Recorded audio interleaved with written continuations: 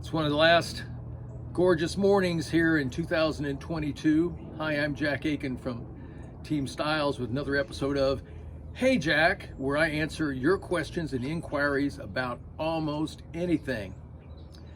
And there's no real question today, but it is Veterans Day, and as a veteran, I'm going to sound off a salute to my fellow vets. Respect and hand salute. Thinking back of my own time on active duty in the U.S. Coast Guard from 1972 to 1977, I remember my very first cruise aboard the United States Coast Guard Cutter Vigorous, WMEC 627, which I was the only medical personnel on the ship at 19 years old.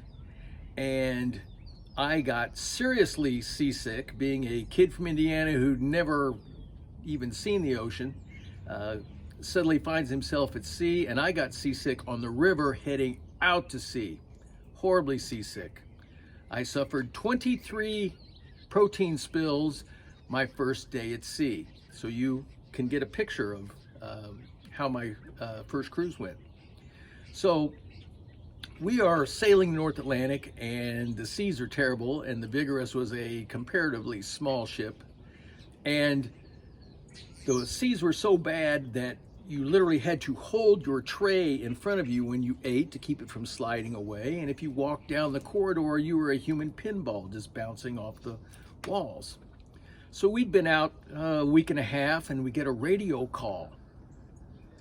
And there was a fisherman on his fishing vessel, part of the crew, who had, as the radio report came in, cut his hand off.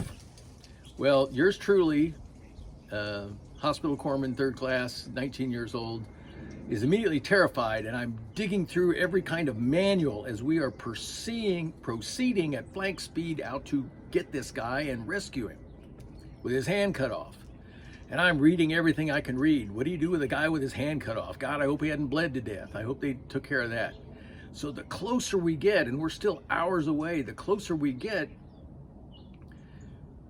the reports start changing. Well, he almost cut his hand off. Okay. He stuck a knife clear through his hand. And an hour later, the next report was, well, he almost stuck a knife through his hand. And so I'm calming down a little bit.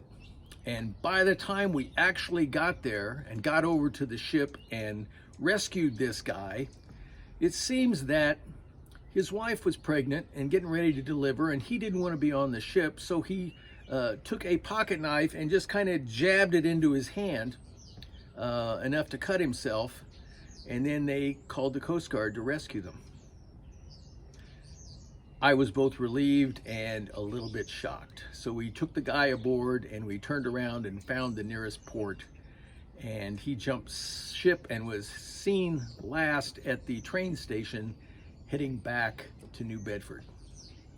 So that's a story, there are many more, a story from my very first cruise as a very young man a very long time ago.